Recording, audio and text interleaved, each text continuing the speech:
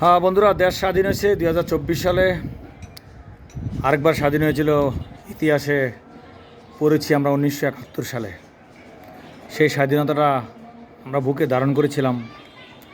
এখন বাস্তবে দেখে তা আমরা বুঝতে পারলাম যে স্বাধীনতার আনন্দটা কতটা মধুর হয়। বন্ধুরা, এই স্বাধীনতার মাঝে সবচেয়ে অবাক করা বিষয় হলো, যারা গণভবন দখল করতে গেছে তারা ফ্রিজ থেকে মাছ, গণভবনের কবুতর, দামি চেয়ার, দামি খাট নেওয়ার জন্য অস্থির। যারা বাগে পাইছে তো পাইছে, যারা পায় নাই তারাও অস্থির। স্বাধীনতা কত রকমের।